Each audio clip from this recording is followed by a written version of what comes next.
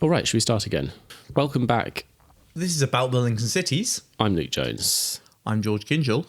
We're still talking about Gaudí. More! There's going to be quite a bit of this. Yeah. We're going to start with, we're going to do Gothic period. Yes. And we're going to start with the best project. So we've got energy to talk about that properly. Yeah. And then we'll go through the other ones. So Gaudí style takes a bit of a turn in the late 1880s. Before that, the projects have this kind of eclectic style laden with lots and lots of historical references of different kinds, as well as lots of novel form making and things. There's like a very recognisable turn towards his Gothic. first ones, it feels like it's still informed by his Beaux-Arts education. It's just that he has a very radical take on it. And then the Gothic projects start in the late 1880s, and they include a lot of projects both outside of Barcelona and Catalonia, and a lot of projects for the church and religious institutions. And I feel like the turn to Gothic is motivated by various different things, and I think place is one, and I think the type of client is another. Like one of these projects is a palace for a bishop built right at the end of the 19th century, and he's got a throne in a big throne room. You have to climb up quite a lot of steps to get onto his throne. It's not very Vatican II. No, it's not. The religious ones I think are there's quite a lot of ring kissing would go on in that room. Yes, I think so. I mean, we should start with the one which is in Barcelona and which is earlier and a bit atypical, but I think we can get on to the and I think is a real strong project. Yeah, so the Teresian College, which was being built from, I think, 1888 onwards, so about the time that Palau Güell was being finished. It's a girls' school run by nuns. Yeah, it was originally going to be... He was commissioned to do a whole big monastic compound. Yeah. Had a big falling out and only did the school. Yeah. But this was envisaged to be part of a big Gaudí complex. Yeah. And in fact, this is a project... this is another project where he was taking over from an architect who'd walked off the job. So the walls on this building were already 2 meters high when he started working on it. So a certain amount of what was going to be there was already set. And it's kind of interesting because what you end up with, it doesn't look like something that you could imagine another architect doing. But also, it doesn't seem very much like... The plan is not really a typical Gaudí plan at all. Perhaps one of the things that makes it good, like Michelangelo's library, is that he is already constricted. Yeah. He's already been pushed out of his normal frame by having an oblong to work with a gridded plan. Yeah. And then how he responds to that means that it's Gaudí fruitiness within the limits quite restricted type. Yeah. I mean, so we're looking at a picture of it when it sort of had reasonably recently been completed, and this is something which you were talking about in a previous episode, but you need to remember how empty a lot of Barcelona was at the time that these things were being built. It's just surrounded by... this one looks like it's been built in the middle of the countryside. Yeah. It's now completely hemmed in, surrounded by city, very much on an inner city site within the grid of the Exemple.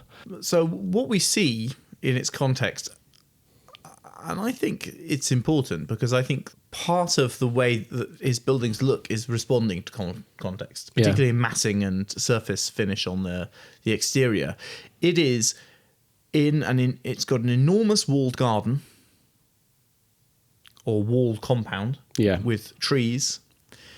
In the distance are hills, which are kind of rough and scrubby. The foreground is scrubby fields, which feel very much like development potential sites. Yes. And then there are built bits scattered between the horizon and the foreground. Yeah. But they are very much sparse, and it feels like it's connecting to a rugged landscape. Yeah. Which is built only in parts. And it's an extremely kind of monastic feeling, the kind of fortified sense of a monastery. Very much the walled garden. The Jesuits pitching up in Guatemala or wherever. The building itself is extremely bricky. Well, brick with stone infill. Yeah. But like broken grey stone. The building itself is an oblong. It's about 3 times as long Yeah. as it's wide, but it's like circa triple cuboid sort of shape. And it's got it's quite a kind of flat facade. Like it's there are lots of things happening, but they're in quite shallow relief. You know, It's a box. On one side, there's a little kind of porch that pops out, which is the full height of the building almost. Yeah. But apart from that, it's a box. And it's got an extremely pointy top. It's got a kind of serrated top covered with an extraordinary profusion of little finials. Yeah. So if I talk about the whole facade, if Yeah. you exclude the kind of porch, it's bricky stony, rough textured, and then it's banded. The ground floor, there are very, very pointy parabolic windows. And then the next 2 floors, there are rectangular windows. And then the top floor, there's like a sort of arcade blind, very tall arches with parabolic tops, some of which have windows. The windows have like Venetian blind shutters in wood, which is also kind of brown. And so the facade is lots of things moving in and out, slightly, some gridded, lots of panels of grey, broken stone with brick boxes around them. So it's like, it's a bit different to what we've been seeing so far. One, in colour, it's like a muted lot of browns and greys. Yeah. A lot of detail. Almost a kind of expression of like a frame or something like that. Yeah. That's what it like feels frames, filled frames. Yeah. And then on the top, along the roof line, it's like a very pointy saw with gaps, like one of those wood saws with like points and a gap. Ripping down the grain, yes. Yeah, ripping down the grain. Or Toblerone looked at a very oblique angle. Yeah. Crenellated.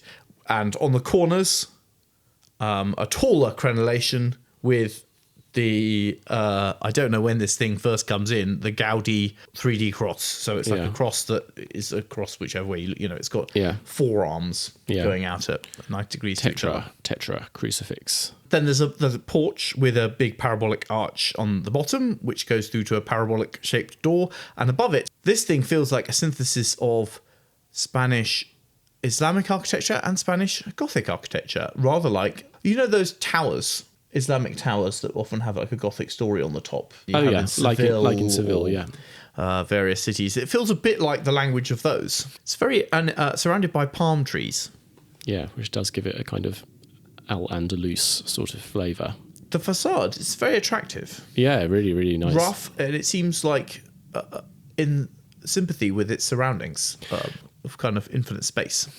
And then the other thing which I think is quite interesting about kind of moving on to its plan is that it does something interesting with the way that light gets into the building, which is through these internal light wells or patios, and in the way that it organises the circulation around those. Yeah, there's a kind of idea in the section, which is that you have these like patios that come down, and they, as in the Güell Palace, they stop short of the ground floor. The patios come down, in this case, to the first floor, and then they shed light laterally into a kind of double height space coming up from the ground floor.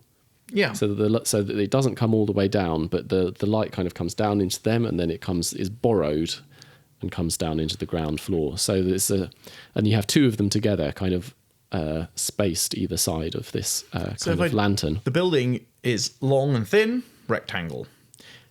Along its length, there are 3 bands. 2 big ones, one on either side, which contain the functioning room, and the middle, which is a smaller one, which contains circulation and light well. Yeah. And that just goes up the whole building. Yeah. In that middle slot, there are 2 light wells, which in turn are divided in 2. So on the top floor, there are these 2 big, long light wells. They get smaller as they go down. And then, as you say, at the first floor, a lantern projects from the ground floor up into them, lighting the kind of grand entrance hall with 2 lanterns. And at the other floors, you have galleries, not on each floor, but a couple of them, galleries around these light wells. Yeah. So it's And like all the accommodation is off that. So they function a bit like an internal cloister. Those upper floor, in the sense that they're kind of going around these internal gardens, which are at the bottom of the patios. And they very much function like an internal cloister because of the way the internal structure is resolved. Yeah. On the outside walls of the building are like walls, self-supporting facades that support the structure of the floor decks. Yeah. On the inside, on the ground floor, there are walls, and then the floors above, there are columns with parabolic arches, which are mostly very tall and thin. That means that at the first level of the first floor, you get these amazing light effects as light from the internal cloister goes into this like arcade of parabolic arches. Yeah. Which obviously filter it in a very beautiful way. It's kind of white. washes all of these ribs. This is a kind of sense of like ribs going down because they're all white. Like, you know, the white plastered roofs of German Gothic buildings. Yeah. But very tall and special. The windows themselves are very, very tall parabolic arches. Yeah. Which is exotic.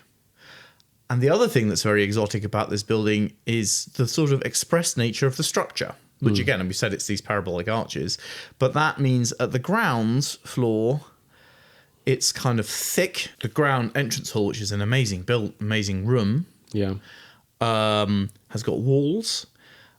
At the top of the wall, which are white, I think. Mm-hmm. At the top of the wall, it corbels out to the lantern at the top, and I think actually on the other side of that wall, it's corbelling as well. Yeah, and then on the top of that, there's the brick going up. But that means you've got this amazing room, which is tall, long, has got a roof that comes in, and then a lantern above it. Yeah. On top of that, or kind of meeting the top of that corbel space, are those thin parabolic arches with very, very thin columns. Yeah. And then that goes up to another floor again. There's two places that it meets. Yeah. One place is it meets it in those internal cloisters. And then between them, there are very famous columns, which are one brick thick. Yeah. So you have these very thin columns, as in you put two bricks next to each other, and then you put two bricks next to each other on top of each other the other way around, going up. And you have the sense of a lot of force coming down to a very slender brick column. Yeah, no, the engineering of it feels very, very sort of present. And in other places, you see places where the structure is brought out. The bricks that are structural are not plastered. So you see these kind of force lines going through sharper and more shallow parabolic arches, bringing through these internal spaces. And it feels like the whiteness and cleanness feels very monastic and simple and very, very unlike the very rich pudding of the Guel Palace. Yeah, so unlike it. It feels, I mean, there's a real sense of the kind of simplicity of the monastic like idea, you know, these like very, very stripped back, very unornamented materials, the real sense of like kind of poverty kind of as something demonstrative and kind of spiritually infused. But then with these express brick sort of force lines going through the building, which seem very lively and sophisticated, combined with in the two ground floors, the ground floor and the first floor, very tall, thin rooms. Yeah, they kind of get the floors floor plates are they're pretty high. Lower on the top couple of floors of classrooms and things. I think this also feels very special and it looks like a lovely, austere and luxurious. Yeah. It's lovely, and it's something which is sort of like the Guel Palace. But it's more synthesized. It's kind of saturated with these like feelings. There are lots of things which sort of feel like they've come from somewhere else, but you can't exactly place them. There's a lot of like atmospheres which, to some extent, are evocative. Where does this building come from? It feels there are things about that feel kind of exotic about it. It seems to me to be a masterpiece. Yeah, I haven't been round it. It's difficult to visit. Yeah, I think you can. If you write to the nuns, you can go round it on Saturday mornings with previous permission. Not something I had the foresight to do. Yeah, definitely one to try and make happen though. It looks wonderful. I agree. I think that this is definitely my favourite of the things that we've looked at. Oh yeah, these are the columns that you're talking about. Yeah, these ones. Yeah, such a sense of like... Well, there's two types. This is one of the types. Yeah. And then there's another one where the columns are even thinner. Yeah, so top heavy. Yeah, This one is it feels like complicated chimney pieces all joined together as these kind of brick branches fan out. Yeah. And it comes down to a big fat column capital made of brick, which cobbles into a very thin column. Yeah, it looks it's a little bit like the Church of the Autostrada if it was done in the materiality of like a Lutyens Surrey house or something. Yeah. It's like plaster and brick. It's very, totally amazing thing. I think, this might be a masterwork. But I do think that he was given the plan Yeah. and then had to work with it. Gives it I'm not sure he naturally would have carried as much austerity through. Yeah. Because it's, in a way, it's that these trees are growing inside a very ordinary plan. Yeah. Supporting only the middle of a very ordinary plan. And then he's done a good job of decorating the facades in a kind of austere and attractive way. I might just be too Protestant, but I could do without the weird guardian crosses and things. And it would be even... Yes. And this building also is one that you could absolutely fit into an architecture course. You could go, this is good architecture. Look what he's done. It's really clever. It's got an idea you can explain really in a really straightforward way. It's about austerity and expressing the structure, but within... Yeah. Also, it's got a big difference in the inside and the outside. There's a clear circulation. There's a clear lighting. Yeah. Also, the kind of doing these miraculous things with the humble brick, Yeah. Or the not so humble brick, but the ordinary brick. Yes. So this project is kind of initiating a period when he's doing quite a lot of work for religious clients. And you mentioned, let's go to the Episcopal Palace. It's weird that this one should be early because it feels so resolved and good and masterworky. And then, oh no! Yeah. So what are you doing now? So 1 year later, in 1889, he started a project for a guy called Joan Grau, who was bishop of a place called Astorga, which I think is near Leon, who was, as far as I've been able to glean, he was kind of like a bit of a papal enforcer. And this was a period where they were slightly clamping down on some people's liberal instincts a little bit and trying to win certain kinds of arguments. And Vatican I, which is, I think, in the 1860s, is not what you'd call a liberal settlement. And I think that this guy... It's a bit against railways and things. And certainly on matters of religion, it is papal infallibility, orthodox.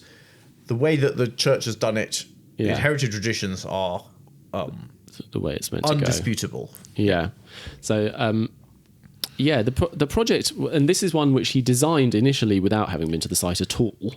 Yeah. The site is quite striking. Astorga is a smallish, I guess it's a city in the sense that it has a cathedral, but it's small. It's really quite small, and it's up on a big kind of fortified hill, and you can see the cathedral, which is sort of up in one corner of that, and this is built right next to the cathedral. So, and he then really the two buildings are in correspondence, and they're inside a walled compound which is fortified. Yeah. But very visible. And the cathedral is obviously brick Gothic pointy. Yeah. Inside a castle. This is very, very different sort of response. And I think that it's clear that he thinks that you need to build in a different style in Leon than you do in Barcelona. And there's some kind of canonization of the sort of Catalan style versus versus whatever this is, this kind of northwestern Spanish style, which looks a lot more Gothic, in some ways a lot more buildingy, a lot more, it feels like weird parts of it feel quite kind of normative and sort of weirdly I think this building is uninnovative. very strange. The way it all hangs together is pretty bizarre as well. I mean, I think we should just sort of start talking about the elements. So it is the plan is basically there's sort of a square with a round castle-y tower at each corner, and then there's a big kind of apse of a cathedral protruding out of one end, and there is a sort of big portal protruding out of the other end. And the kind of overall impression that you have of it is of something which is very stony. The stones It's are a bit qu- like yeah. Disney Palace meets Hammer Horror Dracula Castle. Yeah, I've been trying not to say Disney, but it looks a lot like the Disney castle or the like Mad King Ludwig castle that the Disney castle is built is But based with on. a bit of horror as well. Yeah, it's weird because it's symmetrical. There are kind of repeated elements rather than being like an entirely kind of romantic composition like the Disney castle is, with sort of different towers in different places. Where do you start? I mean, it creates a really strange impression, and I think that there are various reasons for that.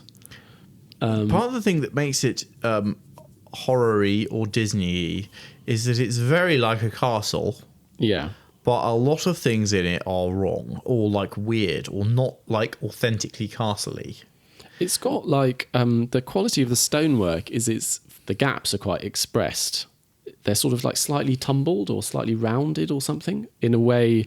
It's weird. It looks like it's made of reconstructed stone. Yeah, it's almost kind of like McMansion sort of style masonry. And then there are windows. There are loads and loads of windows which seem a bit too far small. too many, too small, and too close together. Yeah, but also kind of they're not like their position. Also seems a bit arbitrary. Yes, I mean, it instead is- of having like yeah. big Gothic windows, where he wants to let in a lot of light, he just sticks a load of windows next to each other Yeah, in a room. it is a load-bearing stone building, but it doesn't look like it. It's very strange, and it's Yeah. got also the most modern feature on the facade is the way you go in. What sort of the apse on the other side, Yeah. the bit projecting out, kind of comes down to a thing which is a bit like the bottom of one of those Soviet rockets, where it like flares out at the bottom with Yeah. kind of like little side thrusters. Yeah, it's got a kind of complex arched kind of portal, which is a little bit similar to sort of medieval cathedral portal, but it's very much in Gaudí But it projects style. out diagonally, and then And on a kind of circular, going towards a circular plan, isn't it? It's going from a Yeah. kind of cross-shaped plan at the bottom to a circular plan at the top. This fell down 3 times while they were I building thought it. the thing that fell down 3 times was those big bits of stone at the top are maybe not that. I think it's that arch. Yeah. So there's a Gothic door Yeah. with a kind of low arch top, and that projects out. I mean, how would you describe that geometric transformation? Anyway, it goes out to a much, much bigger version of the same shape Yeah. at a kind of 45-degree cut angle, and has these very long pieces of stone making Yeah. up the keystones, which kind of, so the arch itself is kind of at 45 degrees Yeah. front to back, which is kind of expressionist looking. I mean, yeah, it looks a bit like that woodcut when they announced the Bauhaus or something, doesn't it? Yeah, That like, or like like, spiritual cathedral thing. In the ring cycle expressionist films, Yes. kind of like the castles in that. And I think that thing fell down. The stone to make that arch fell Yeah. apart a couple of times before it was put up properly. Yeah. He didn't mind it falling down. Gaudí. Yeah. It was like, He was happy to have another go. yeah. But the client died, and the people who were then building it on his behalf So rapidly this was ran out of paid for patience. by the government, because the government built bishops' palaces in Spain. So it was a municipal project through like the Board of Works, and then under that, the kind of cathedral chapter. Yeah. Church politics, the politics of churches can sometimes be fractious, Yeah. and I don't think this was an exception. Yeah, no, I mean, he left the job certainly before the roof was on, and there was a lot of work still to be done, I think, on various things. So it's not clear how much what eventually got built resembles his original intentions. What was he thinking? I don't know. It's quite horrible, actually, this building, isn't it? We haven't been, so apologies to... I don't know if it's outwardly horrible. It's like the previous building we talked about is really good. This is not really good. I wouldn't be showing this to students and going, you should copy this. You shouldn't. There's nothing you should copy here. There is a very weird and disturbing mixture of if I was things passing going through on that in this. part of the world, I would definitely want to go and see it and have a look. And I would think you would, if we'd been to see it, we'd have more things to say about it, because The way that it meets the it's curious. ground and the grounds around it makes it look like a model of a building. Yes, And in general, it has a strong sense of the folly or of a kind of purely like theatrical architecture. which at the same time takes itself deadly serious. Yeah, it's actually really big. It's and really big. It doesn't have any things that are like jokes. No, It seems quite evil. it does seem evil. Yes, the interiors are the sort of kind of mix of. They're like a bit like sort of painted Romanesque or something, aren't they? But I mean, that room is a big kind of. It's got a fan vaulting yeah, round end, and the windows look like someone got a job lot of reclaimed stained glass windows, which were for Stuck 'em windows that everywhere. were much smaller, Yeah. and then put them in the each. Normally, when you've got like the Gothic arch on a Yeah. fan vault, it's got one window. yeah, These don't have one window; they've got 4 or 5. yeah. That's not a detail I've seen anywhere else. For me, there's a problem with this kind of work that I can't really get my head around, which is the seriousness of it. That the people who are doing this are like deadly in earnest. And I mean, I think that this is a whole period of like increasing seriousness about the Catholic Church, I mean, I think these people were definitely serious about Jesus Christ. but also about kind of trying to reinforce and, if possible, expand the position of the Church in society and to kind of fight back against I think this is like big religious revival. any scent of kind of liberalising or that secularising too, but like reforms. also just like these people are not about doing religion that have just been traditional. You've really got to believe it. Yeah. You know, with Guel in his, you get a sense that the Christianity in the Guel Palace is like, this is just normative. It's like, Well, yeah, like one This is of what one you of, have. one of his identities is This is what being you- being a patriarch. It's Yeah. being the head of a respectable family, and part of that role Yeah, is about being a upstanding elder of the church and that kind of thing. whereas this is, I think, really about spreading the word of God, and you do Yeah. that through, I'm a bishop and I need a big fortified looking palace, Yeah, which is a real expression of power and grandeur and authority. people should be scared when they go in. It's also Yeah. just a culture which is pretty alien to me. But This is not yeah. the Christianity I grew up with. I can't really understand the. I can't. It's Yeah, not at all. I feel like I'm just not. I just don't get the cultural the connection. thing is, but Gaudi is also really into it. Is the thing? So around this time, while this building was being built, in the mid 1890s, there's a story that he did a Lenten fast so severe that his life was endangered by it, and they had to bring various religious people in to tell him to stop doing it. And His idea was I'm not going to eat for the entire 40 days of Lent at all. There's also, we're not talking about the Sagrada Familia now, but the bits of the Sagrada Familia that were being done in the mid 1890s, for example, you do really have a sense that he feels like he's participating in a bit of a culture war, in a bit of a kind of.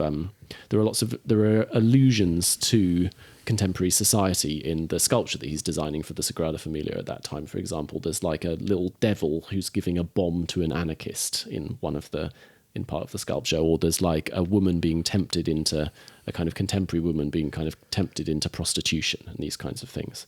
And around this time, there's also a split. There's a feeling that the kind of artist's circle is too louche and debauched and doesn't have any morals, and so someone forms an alternative artist circle called the Circle of Saint Luc, which is a religious one for religious artists.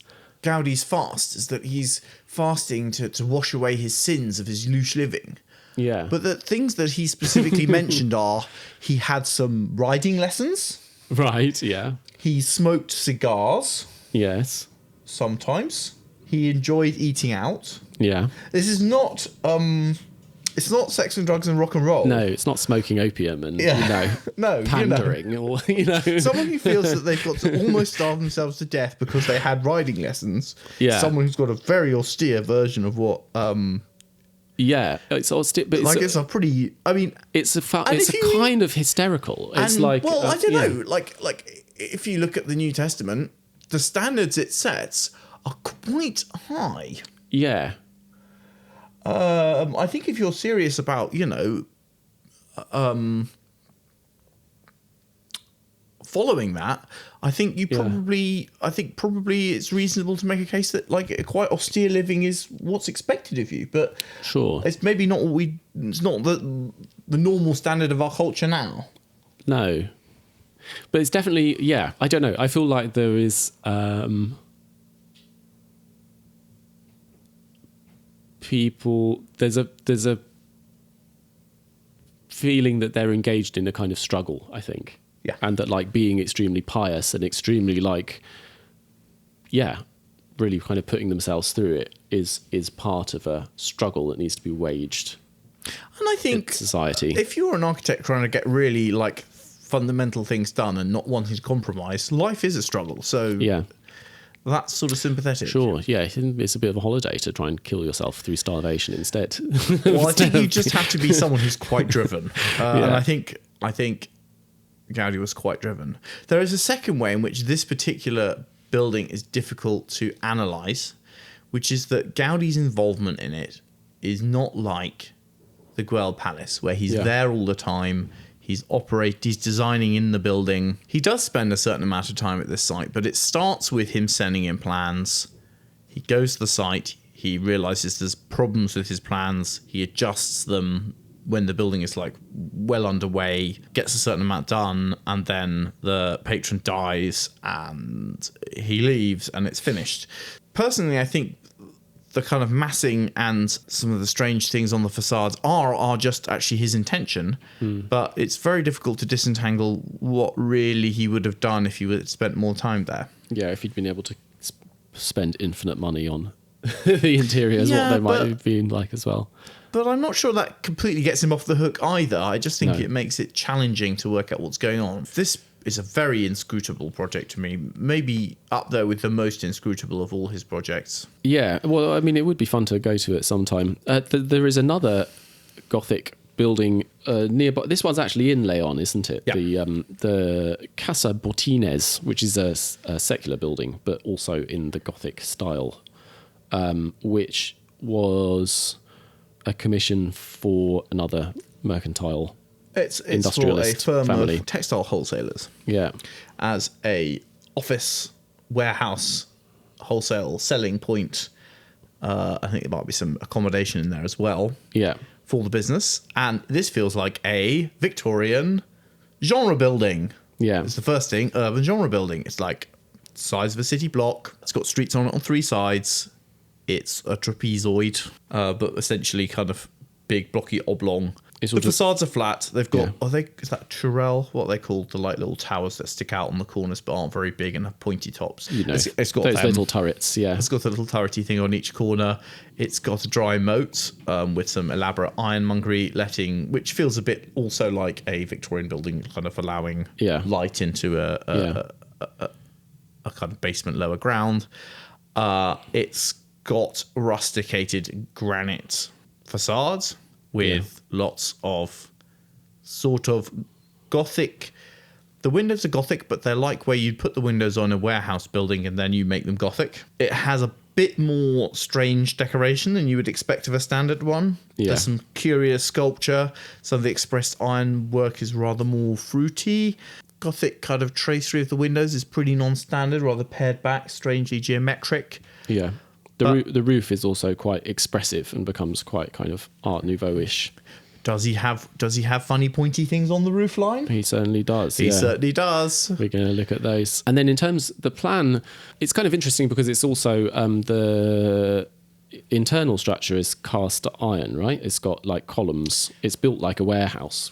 As in it's got cast iron columns, I think wrought iron beams, and then I think it's vaulted, which would be how you build them, which is a kind of mill construction. Yeah, I think the virtue of this is that the interiors are quite flexible. It does have some internal light wells again, and internal sort of patios. A lot less though. Yeah, well, I think there are 4 of them, but you have to sort of look at the roof. So I think that's them in these 4 bits here, where this is sort of lifted up in the attic. And then apart from that, it's a grid, which is just on the...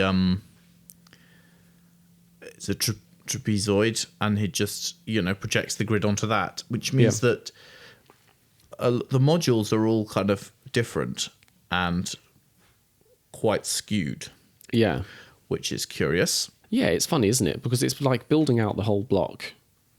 It feels, on first glance, quite kind of conventional, doesn't it? Like it's like a conventional building with some weird details. Yeah. Looking at it from the outside, if someone said this was like a local architect that no one had ever heard of and was a bit strange, and was like, you wouldn't be at all surprised. When you get into the detail of the roof, it suddenly all becomes quite kind of expressionist, almost. Like there are these weird little tiny dormers in the spires of the turrets, which again look like something from an expressionist film or something, don't they? They look like the set for the golem or something like that. Yes, it's cool. He spent quite a bit of time doing this one. Yeah, much more than he did the Episcopal Palace. Yeah, he didn't like it there. He was away from his mates. Yeah, you can see the construction. Very tall, thin columns, cast iron columns, in the way that cast iron columns are. Kind of light wells, which are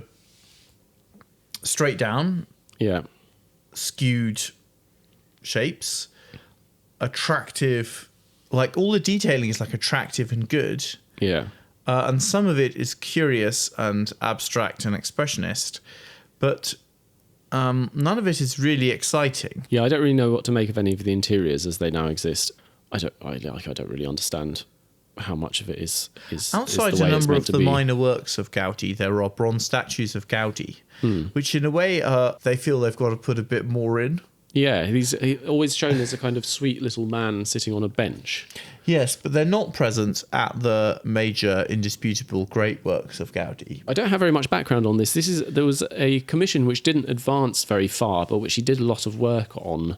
But unfortunately, 90% of the work that he did was destroyed. Yeah. Well, I mean, a lot of his by the anarchists. Yeah, all his paper was burnt in the 1930s. This was for a Franciscan mission in Tangiers, then, I guess, still part of the Spanish Empire, and it is absolutely massive project. What you see is this cluster of enormous spires surrounded by an absolutely huge wall, kind of fortified wall, but which looks like it's about 6 stories tall or something like that. And big. And then there is and there's a sense from the outside that it's kind of curved, that you're seeing something curved but of equal height in elevation. And then there's a sort of gatehouse, which also has a spire above it and has one of these enormous, very, very sharp, parabolic doorways going into it. And it's kind of megalomaniac. It's always fun seeing... I love when people do their megalomaniac schemes, and this is very much one of them, isn't it? So I had a few, what do you think? The first thing I think is it looks very, very like a Gaudí building. Yeah. It has various typical features. The next thing I think is it looks like a sci-fi alien castle from the 1960s that sort of people will be zapped out of. It's very fortified. It's very alien. The third thing is that it seems to me a bit like Gaudí has looked at, those Mali mud brick mosques. Yeah.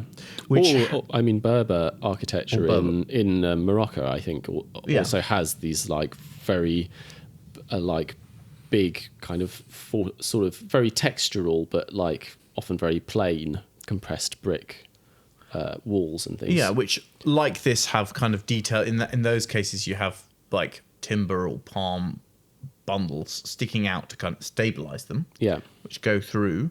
I was also thinking the towers. And it would be significant if this does come from that, because these are towers that we will see which become a signifier of Gaudí, which are tall cones, parabolic cones. If you've seen, like the towers in the Sagrada Familia. But if you think of the Malian mosques, they also kind of have that tower. Yeah. It's not quite as pointy, but it's got that like You have rounded... them kind of at the corners of the... Yeah. This does seem to be a connection between Central North African Berber Islamic architecture and Gaudi. Yeah. Bringing in that shape, which is interesting. Yeah. You wouldn't think... It doesn't look like one of those buildings on its own, but it looks like it is connected. Yeah. And then we've got a number of other things. He's got the spires, which are all very tall, have lots of complicated finial on them. You can't really see in this drawing that much detail, but a complicated sculptural form on the top of a tall spike. Yeah. And then a series of similar shapes which have different ornamental dressings, which are abstract. This would have been a very curious building to build as a mission. It does not say "come in." It's not very All is Franciscan. welcome. It's not very Franciscan. It says, "I am a fortress." Yeah. It is a huge fortress, and it's... Yeah, you can see that whether it's a little bit of the kind of mystique of the like souk, or the kind of fortified towns of the Sahara, or something. He's got something, hasn't he? They've got even stronger light there, right? Yeah. And so keeping it out is quite important. Yeah. There are reasons why you have big blank walls and darkness is... Yeah. lots of mass, so you can kind of keep the cool of the night. But there's also, I mean, these kind of towers have a kind of spiraling motif, which is a little bit like a seashell, but which also actually, because of these openings on it, is kind of reminiscent of depictions of the Tower of Babel. You sort of see it's a kind of like etiolated version of those, of like kind of Bruegel's Tower of Babel. Yeah, it's a strikingly science fictional image as well. So I think this just survives as a single elevation, kind of rendered elevation, which is what we're looking a single black and white photograph of a rendered elevation. Yeah, which is a bit of a shame, but there you go. It's very striking. It shows that a lot of what we're going to see later was already very much there, actually. Yeah. I mean, we've been talking about people having a big kind of project for the place of religion in everyday life, and this is very much part of it, isn't it? It's hard to imagine like a more muscular expression of the role of a religious mission in a kind of post-Cathar mostly Muslim country, southern French cathedrals, which are really like, this is a colonial exercise. This chapel is like, you are militarily conquered. You're going to believe this or you're going to die. The priests will be coming out armed in squads of 8 to 10 in a Humvee. It's something which is entirely about a building massing, like an imposing object in the landscape.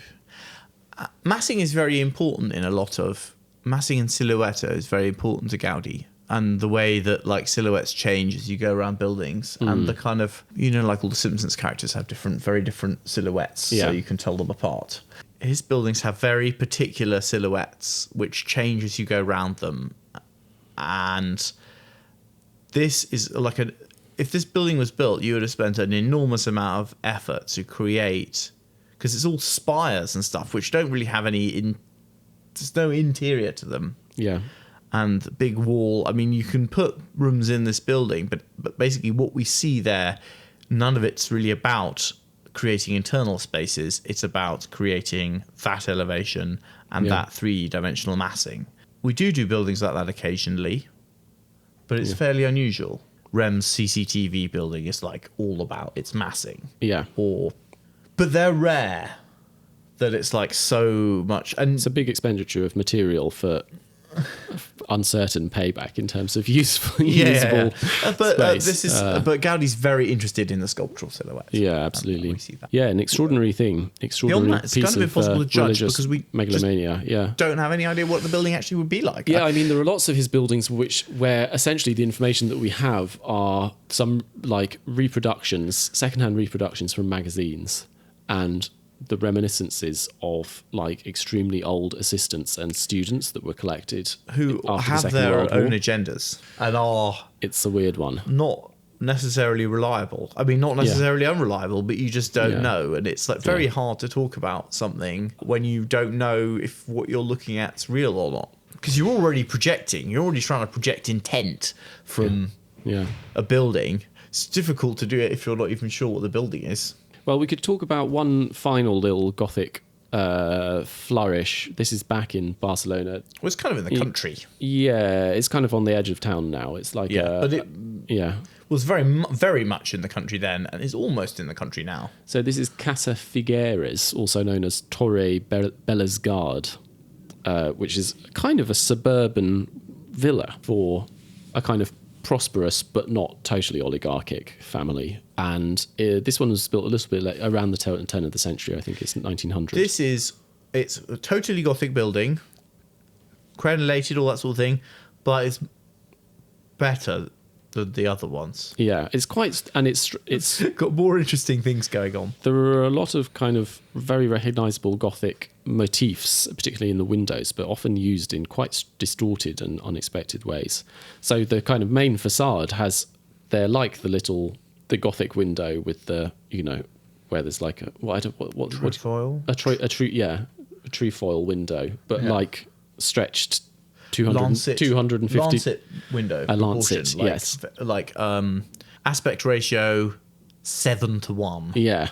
Very tall and thin. Should we Yeah. describe the massing of the building and that sort of thing? How would you first? how would you describe It is what would pass in Gothic worlds for a tower, kind of the shape of a tall castle keep. And it's got a kind of tower on a corner and a big crenellated roof. And on the tower is a kind of steeply thing. The middle roof is a pyramid, which we'll talk more of later. And other than that, it's like taller than a cube box Yeah. with a kind of tower being taller on a corner. Yeah. And it is the size of a big Victorian villa, Yeah. as in it probably has got 6 bedrooms or something. Yeah. Lots of entertaining space. It doesn't have a absolute mass ton of windows. Yeah. So the tower's got quite a few little tall windows and various projecting bays and things.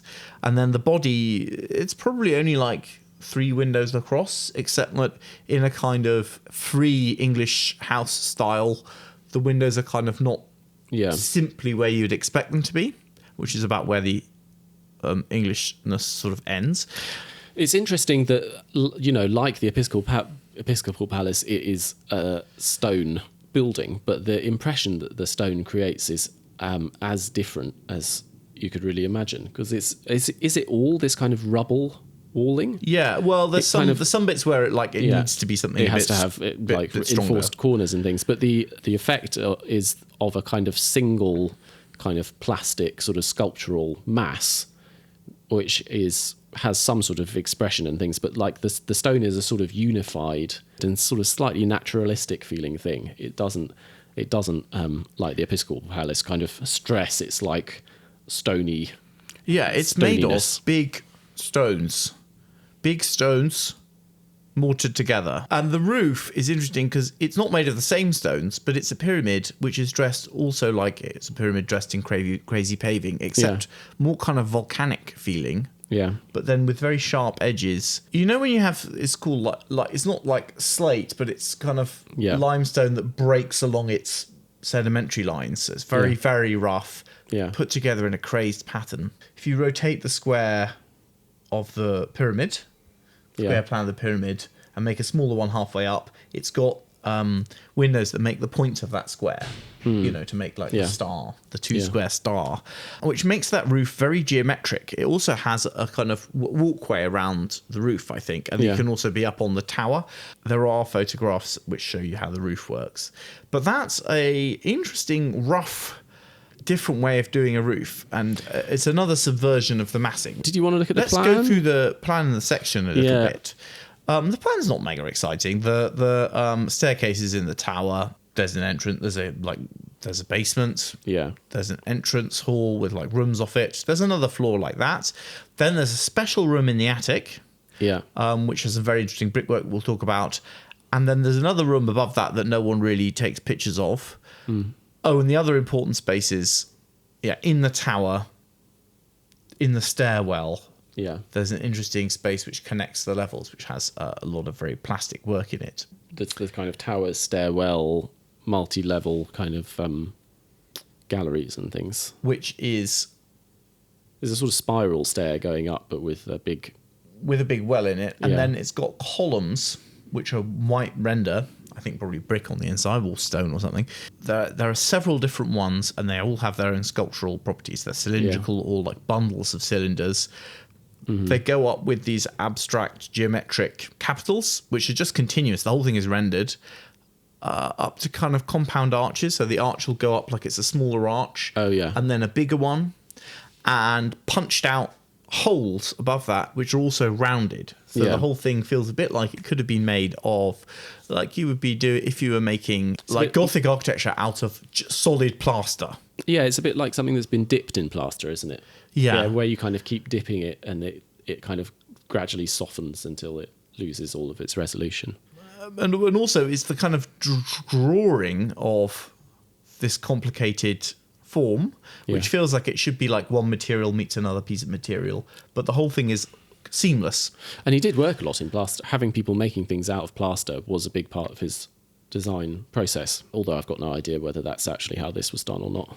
This space is interesting. It's lit from above. It kind of goes around these various points, and he's practicing very much as like split level, different things on the theme. Yeah. It looks cool. And there's a second space, which is at the top of the building, although there is a kind of room above it, which is a large room taking up most of the plan of the whole block. And it's got a square of columns, which I think is like 3 by 3 columns. Brick. The whole interior is untreated brick. Square of columns in the middle. That has got a kind of box tie around it. And then going off from that are arches, which are 1 brick thick, so half back thick, very, very thin. Yeah. Like you got bits of card. Yeah. They're all made of brick, and kind of placed them all along the perimeter of this square to make this series. Well, it's like a kind of hammer beam roof of brick. Yeah. And then just off the beginning, just off the springing of the arch, it's filled in with a kind of lacework of bricks and diamond pans. Yeah. Which is very, very transparent. Very expressive bricky. Difficult to know what this room would be for. No, because it feels unfinished, doesn't it? It's like... like a thing that should be like where you store agricultural products or something. But like there's clearly no need for agricultural storage in this. It's literally indecorous. Also, a lot of effort has gone into making these massively over-spec'd vaults. Like they feel like they should be able to support something really heavy and strong. Yeah. It's incredibly like exciting space. But yeah, totally don't understand what the idea was behind it. You know, and this feels like this is at the top of Casamia. There's this like hugely over-specified structure of arches. Yeah, which feels like it should be supporting like a mine or something. It's so strong. It feels like a crypt. But it's on top but of it's the building. not. It's not supporting anything. It's supporting like a screen roof. Yeah, it's. But, I mean, I suppose the roof in this is quite heavy because it's made of solid stone. Yeah, but it's not that heavy. But it does mean that you're in the inside of this thing that like feels like a bird's rib cage. Yeah, totally extraordinary. Yeah, I mean, the story with the client on this building, like a lot of the others, is that the father of the family died, and the family came close to bankruptcy through building the building, and they had to sell it without ever living in it. Yeah, which is so not uncommon experience of working with Gaudí. Vicens lived in the building. The other one, he died before it was finished. Yeah, the bishop died before it was finished. Yeah, these ones were bankrupted by it. Yeah, Guel very much lived in it. Yeah, he had infinite money. Yeah. So, and also he got it done quite fast. Well, I think he got it, but that thing, you must have literally had hundreds of people building it for years. Like it must have been like, I've got my factory and I've got another factory and then I've got another factory's worth of workers building my house. But this one's interesting. It falls into the category of his buildings where you can see where ideas are starting. And the brickwork here again, it feels like it's vernacular. His own take on something curiously vernacular. It feels a bit like a barn. It feels like it's all these things sort of together, but it feels like it's a first go at an idea or an early go at an idea that we'll see again and again. Looks cool. Like to go Looks there. cool. Do you want to do one more, or should we call... I think we should call that another episode. I think we should call that another episode. I was a bit scared of these buildings because... So the college is super beautiful. Yeah. Very easy thing to... You could absolutely put that in a lecture and explain it quite quickly and give people a good story that wouldn't be the whole story, but it'd be something you could tell about the building that would make sense. Yeah. These Gothic ones, I haven't been to any of them. Part of the reason I haven't been to any of them is that, like... No one really rates them. Yeah. Like, the college is regarded as a, like, hidden gem. You know, people don't know about it very much necessarily, Yeah. but, like, Yeah. but the aficionados, they rate it. They think it's Yeah. one of his great works. And then no one really cares about these buildings No at one's all. talking about the Episcopal Palace in Astorga. No. And I was rather scared to talk about them because they are kind of inscrutable. Is it just that these aren't very good buildings? Yes. Or are they? I think it's hard to say without having been, but to me, they don't look that great. I mean, I think I enjoy the quality of the detailing on Casa Botines. I think that there is some very, like... They all actually have some high quality details. And he's very good. He's often very good at kind of the way in which he, like, synthesizes references. And also kind of synthesizes them with a certain very, like, characteristic sort of fluid and expressive language of his own. So he's a person, part of his method is he's got all the magazines coming in and he reads all the magazines of all the buildings from around the world and everything that people are building everywhere else, but he doesn't travel. And he relates to lots of architecture at a level of abstraction, which is that he's not going there.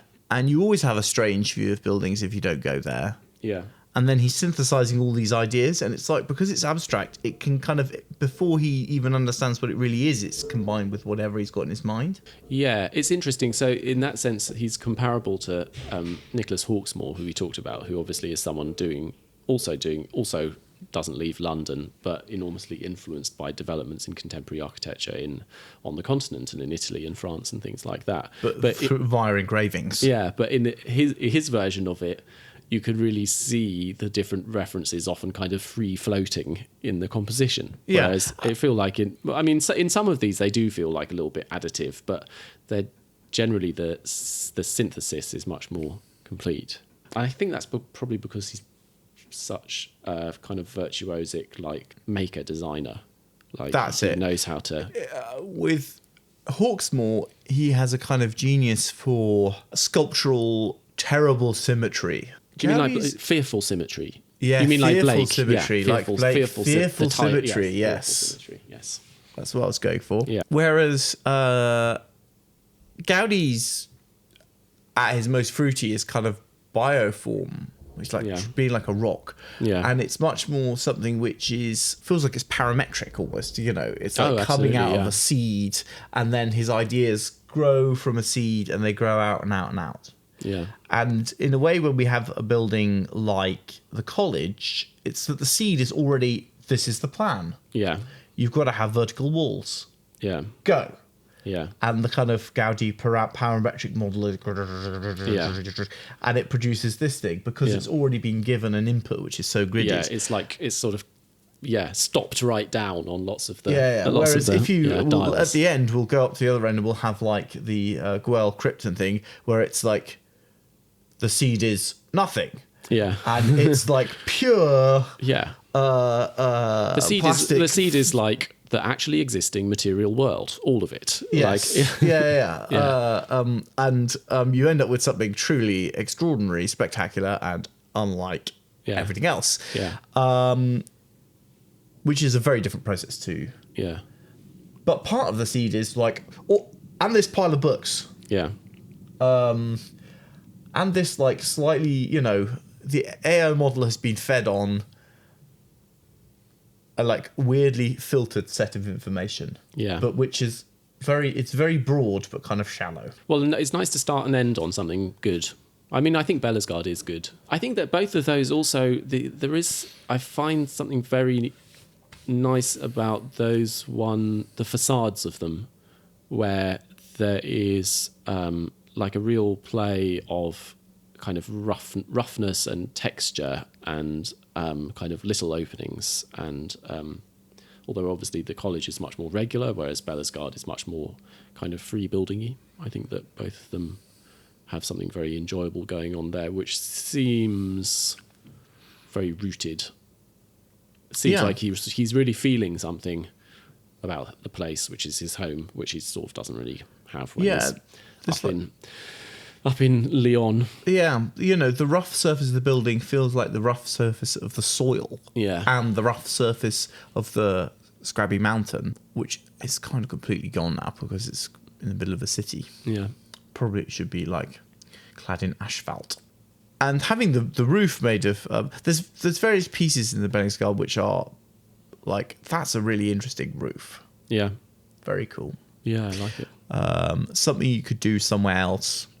Yeah. To greater effect, probably. Good if it doesn't rain too much, though.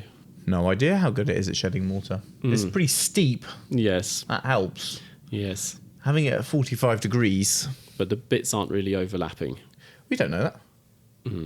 They may be... my impression is with those stones is that they're actually kind of laminar. Yeah. And that there would be probably another layer of them underneath. Yes. And then you could use a very like grouty mortar. And it might be able to shed water quite well. Thanks a lot for listening. If by some chance this is the first episode of the podcast you've ever heard, you can listen to the rest of the series and all of the other things that we've done. If you're looking for the images that go with this episode, they'll be appearing on social media about _buildings. If you want bonus material, we have a Patreon. Is this not enough for you? We'll be discussing various things to do with the research and other things that we didn't get to. Those are available via Patreon. There's a link on our website. And there's a big back catalogue there if you've worked through the whole back catalogue. The money that raises does also enable us to keep doing no the podcast. Patreon, no podcast. Yeah, so that's all very much appreciated. Thanks a lot to Matt for editing the show. And we'll be back with you again soon, I hope. We'll be getting more into the juicier bits. Yeah. There's a few weak buildings left, but we've got rid of most of the weak buildings. Yeah. Well, it's the wrong way around, isn't it? It's meant to be through the strong and up to the weak, which is a bridge playing maxim. Right. I haven't played much bridge, to be honest, or in fact any. Yeah. But on that note, goodbye. Goodbye.